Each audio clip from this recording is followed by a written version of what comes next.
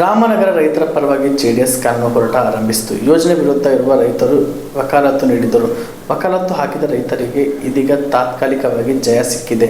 ಇದು ಟೌನ್ಶಿಪ್ ವಿರುದ್ಧದ ಹೋರಾಟಕ್ಕೆ ಶುಭ ಸೂಚನೆಯಾಗಿದೆ ಎಂದು ಜೆಡಿಎಸ್ ಯುವ ಘಟಕದ ರಾಜ್ಯಾಧ್ಯಕ್ಷ ನಿಖಿಲ್ ಕುಮಾರಸ್ವಾಮಿ ಹೇಳಿದರು. ಈ ಕುರಿತು ರಾಮನಗರದಲ್ಲಿ ಮಾಧ್ಯಮಗಳ ಜೊತೆ ಮಾತನಾಡಿದ ಅವರು, ಬಿಡದಿ ಟೌನ್ಶಿಪ್ ಯೋಜನೆ ವ್ಯಾಪ್ತಿಯ ರೈತರಿಗೆ ಕರ್ನಾಟಕ ಹೈಕೋರ್ಟ್ ತಾತ್ಕಾಲಿಕ ರಿಲೀಫ್ ನೀಡಿದೆ. ಪರಿಹಾರದ ಮೊತ್ತ ನಿಗದಿಯಾಗುವವರೆಗೂ ಭೂಸ್ವಾಧೀನ ಪ್ರಕ್ರಿಯೆಯನ್ನು ಮುಂದುವರೆಸದಂತೆ ಕೋರ್ಟ್ ಸರ್ಕಾರಕ್ಕೆ ಸೂಚಿಸಿದೆ ಎಂದು ತಿಳಿಸಿದರು. ಇನ್ನುಳಿದ ಗ್ರಾಮಗಳ ರೈತರ ವಕಾಲತ್ತು ಪತ್ರಗಳನ್ನು ಸಹ ಕೋರ್ಟ್ಗೆ ಸಲ್ಲಿಸಲಾಗಿದ್ದು, ಈ ಶುಕ್ರವಾರ ಆ ಪ್ರಕರಣದ ವಿಚಾರಣೆ ನಡೆಯುವ ಸಾಧ್ಯತೆ ಇದೆ ಎಂದು ಅವರು ನಿಖಿಲ್ ಕುಮಾರಸ್ವಾಮಿ ಅವರು ಹೇಳಿದರು. ಧಾರ್ಮಿಕವಾದಂಥ ನಂಬಿಕೆಯೊಂದಿಗೆ ಭಾಳ ವರ್ಷಗಳಿಂದನೂ ಕೂಡ ಸಾಕಷ್ಟು ಜನ ಭಕ್ತಾದಿಗಳು ಕರಗವನ್ನು ಅತ್ಯಂತ ವಿಜೃಂಭಣೆಯನ್ನು ಆಚರಣೆ ಮಾಡ್ತಕ್ಕಂಥದ್ದನ್ನ ನಾನು ಭಾಳ ಚಿಕ್ಕ ವಯಸ್ಸಿನಿಂದನೂ ಕೂಡ ನೋಡ್ಕೊಂಡು ಬಂದಿದ್ದೇನೆ. ಅದರಲ್ಲಿ ಅನೇಕ ಸಂದರ್ಭದಲ್ಲಿ ನಮ್ಮ ಇಡೀ ಕುಟುಂಬದ ಸದಸ್ಯರು, ನಮ್ಮ ತಂದೆಯ ಆದಿಯಾಗಿ, ನಮ್ಮ ತಾಯಿಯ ಆದಿಯಾಗಿ ನಾನು ಕೂಡ ಒಂದು ಭಾಗಿಯಾಗ್ತಕ್ಕಂಥ ಸಂಪ್ರದಾಯ ನಾವು ಹೊಂದಿದ್ದೇವೆ. ಇವತ್ತು ವಿಶೇಷವಾಗಿ ಹತ್ತಿರ 11 ಜಾಗಗಳಿಗೂ ಕೂಡ ಇವತ್ತು ಕರಗ ಎಲ್ಲೆಲ್ಲಿ ಹೊರತಾ ಇದ್ದಾರೆ ಅಂಥ ಕಡೆ ಹೋಗಿ ಬರ್ತಕ್ಕಂಥ ಒಂದು ಪ್ರಕ್ರಿಯೆಯನ್ನು ಇಟ್ಕೊಂಡಿದ್ದೇವೆ. ಹಾಗಾಗಿ ಓಡಾಡ್ತೇವೆ. ಬಿಡದಿ ಟೌನ್ಶಿಪ್ ವಿಚಾರವಾಗಿ ಮಂಡಳಿ ಗ್ರಾಮ ಮತ್ತು ನೋಟಿಫಿಕೇಷನ್ ಆಗಿ ಅದನ್ನು ಭೂಸ್ವಾಧೀನ ಮಾಡಲಿಕ್ಕೆ GPDA ಮುಂದಾಗಿದೆ. ಅವರೆಲ್ಲ ಕೋರ್ಟ್ ಹೋಗಿದ್ದಂಥ ವಿಚಾರದಲ್ಲಿ ಈಗ ಅದನ್ನು ಬಲವಂತವಾಗಿ ಅವರ ಜಮೀನು ಸ್ವಾಧೀನ ಮಾಡಬಾರ್ದು ಅಂತ ಕೋರ್ಟ್ ಹೇಳಿದೆ. ನಿಮ್ಗೇನಾದ್ರು ಗಮನಕ್ಕೆ ಬರ್ತಾ ಇದೆ?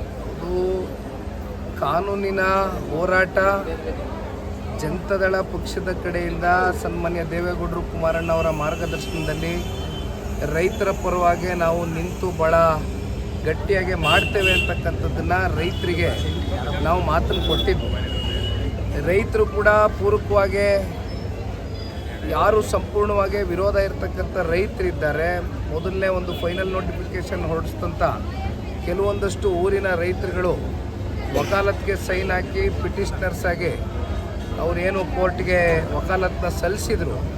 ಇವತ್ತು ಬೆಳಗ್ಗೆ ಅಡ್ವೊಕೇಟ್ ಜನರಲ್ ಅವರು ತಾವೇ ಹೇಳಿದಂತೆ ಸದ್ಯದ ಮಟ್ಟಕ್ಕೆ ನನಗೂ ಕೂಡ ಬಂದಿರತಕ್ಕಂಥ ಮಾಹಿತಿ, ಯಾರು ಇವತ್ತು ವಕಾಲತ್ಗೆ ಸೈನ್ ಹಾಕಿ ಕೋರ್ಟ್ ಕಚೇರಿ ಮುಂದೆ ಹೋಗಿದ್ದಾರೆ ಅಂಥವರ ಲ್ಯಾಂಡ್ಗಳು ವೆಕೇಟ್ ಮಾಡ್ತಕ್ಕಂಥದ್ದಕ್ಕೆ ಸರ್ಕಾರ ಹೇಳ್ಕೊಡ್ದು ಅಂತಕ್ಕಂಥದ್ದು ತಾತ್ಕಾಲಿಕವಾದಂಥ ಒಂದು ಜಯ ಅಲ್ಲಿರ್ತಕ್ಕಂಥ ರೈತರಿಗೆ ಸಿಕ್ಕಿದೆ.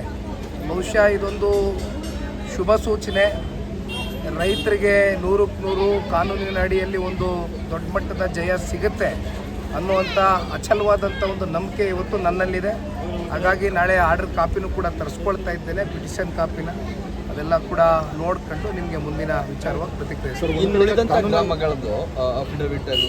ಎಲ್ಲ ಆಗಿದೆ. ಅದು ನಾಡಿದ್ದು ಮತ್ತೆ ಇತರೆ ಇವಾಗ 2ನೇ ಬಾರಿ ಏನು ಫೈನಲ್ ನೋಟಿಫಿಕೇಷನ್ನು ಸರ್ಕಾರ ಹೊರಡಿಸ್ತು.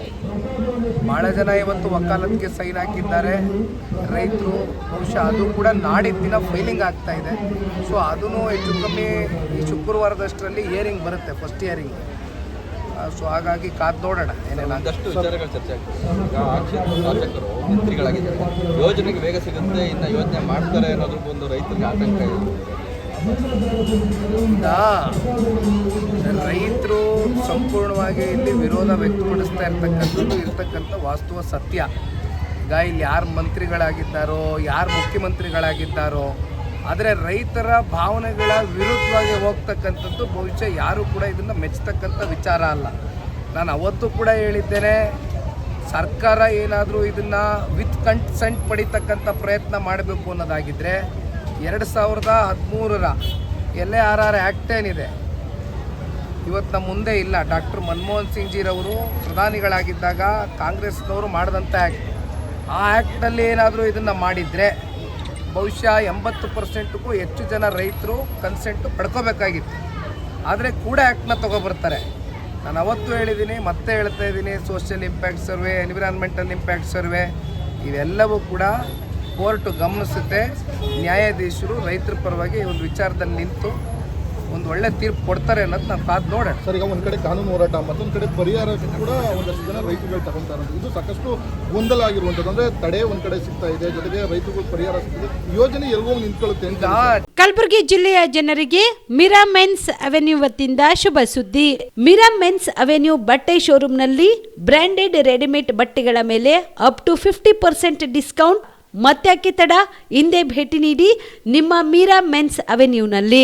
ನಿಮ್ಮ ಮನೆಯಲ್ಲಿ ಮದುವೆ ಇದೆಯಾ, ಮದುಮಗ ಸೇರಿದಂತೆ ಸಂಬಂಧಿಕರಿಗೆ ಸ್ನೇಹಿತರಿಗೆ ಬಟ್ಟೆ ಖರೀದಿ ಮಾಡೋದಿದೆಯಾ? 10 ಅಂಗಡಿಗೆ ಹೋಗಿ ಬಟ್ಟೆ ಹುಡುಕುವ ಬದಲು ಎಲ್ಲಾ ರೀತಿಯ ಹಬ್ಬಗಳ, ಮದುವೆ, ಶುಭ ಸಮಾರಂಭ ಸೇರಿದಂತೆ ಎಲ್ಲಾ ರೀತಿಯ ಬಟ್ಟೆಗಳು ಇದೀಗ ಒಂದೇ ಸೂರಿನಡಿಯಲ್ಲಿ ಕಲ್ಪಿಸಿದ್ದಾರೆ. ಹಾಗಾದ್ರೆ ಚಿಂತೆ ಬಿಡಿ, ನಿಮ್ಮ ಕಲಬುರಗಿಯಲ್ಲಿ ಮೀರಾ ಮೆನ್ಸ್ ಅವೆನ್ಯೂ ಪುರುಷರ ಬಟ್ಟೆಗಳಿರುವ ಬೃಹತ್ ಶೋರೂಮ್ ಪ್ರಾರಂಭಿಸಿದ್ದಾರೆ.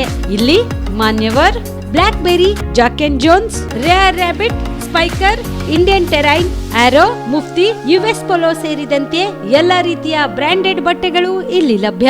ಇನ್ನೊಂದು ವಿಶೇಷ ಏನೆಂದ್ರೆ, ಮದುಮಗನಿಗೆ ಹಾಗೂ ಸಂಬಂಧಿಕರಿಗೆ ಮದುವೆಗೆ ಬೇಕಾದ ಎಲ್ಲಾ ರೀತಿಯ ಬಟ್ಟೆ, ಸೂಟ್, ಶೇರ್ವಾನಿ, ಜೋಧ್ಪುರಿ, ಬ್ಲೇಸರ್, ಪೇಟಾ, ಶೂಸ್ ಸೇರಿದಂತೆ ಎಲ್ಲಾ ರೀತಿಯ ವಸ್ತುಗಳು ಇಲ್ಲಿ ರಿಯಾಯಿತಿ ದರದಲ್ಲಿ ಲಭ್ಯ.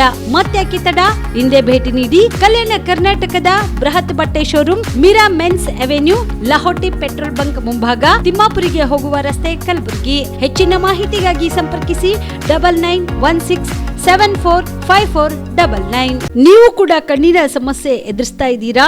ಎಲ್ಲಿ ಚಿಕಿತ್ಸೆ ಪಡೆಯಬೇಕು ಅಂತ ಯೋಚನೆ ಮಾಡ್ತಾ ಇದ್ದೀರಾ? ಮತ್ತ್ಯಾಕೆ ತಡ, ಕಲಬುರಗಿ ಜಿಲ್ಲೆಯ ಪ್ರಸಿದ್ಧ ಶ್ರೀ ಸಿದ್ದರಾಮೇಶ್ವರ ಐ ಆಸ್ಪತ್ರೆಗೆ ಭೇಟಿ ನೀಡಿ. ಕಲ್ಯಾಣ ಕರ್ನಾಟಕ ಭಾಗದ ಖ್ಯಾತ ನುರಿತ ವೈದ್ಯರಾದ ಡಾಕ್ಟರ್ ವಿಶ್ವನಾಥ್ ರೆಡ್ಡಿ ಅವರ ನೇತೃತ್ವದಲ್ಲಿ ಖ್ಯಾತ ಅನುಭವಿ ವೈದ್ಯರ ತಂಡದಿಂದ ಕಡಿಮೆ ದರದಲ್ಲಿ ಚಿಕಿತ್ಸೆ, ಕಣ್ಣಿನ ಪರೀಕ್ಷೆ, ಹೊಲಿಗೆ ರಹಿತ ಶಸ್ತ್ರಚಿಕಿತ್ಸೆ, ಪೊರೆ ಆಪರೇಷನ್, ಲೇಸರ್ ಇಂಜೆಕ್ಷನ್ ರಹಿತ ಶಸ್ತ್ರಚಿಕಿತ್ಸೆ, ಸಕ್ಕರೆ ಕಾಯಿಲೆ ಇರುವವರಿಗೆ ಲೇಸರ್ ಚಿಕಿತ್ಸೆ, ದೂರದೃಷ್ಟಿ ದೋಷ ಹಾಗೂ ಸಮೀಪ ದೃಷ್ಟಿ ದೋಷ ಸಮಸ್ಯೆಗೆ ಮುಕ್ತ ಪರಿಹಾರ, ಕನ್ನಡಕದ ಸೌಲಭ್ಯ, ಕಾಂಟ್ಯಾಕ್ಟ್ ಲೆನ್ಸ್ ಅಳವಡಿಕೆ ಸೇರಿದಂತೆ ಕಣ್ಣಿಗೆ ಸಂಬಂಧಿಸಿದ ಎಲ್ಲಾ ರೀತಿಯ ರೋಗದ ಚಿಕಿತ್ಸಾ ಸೌಲಭ್ಯ ಒಂದೇ ಸೂರಿನಡಿ.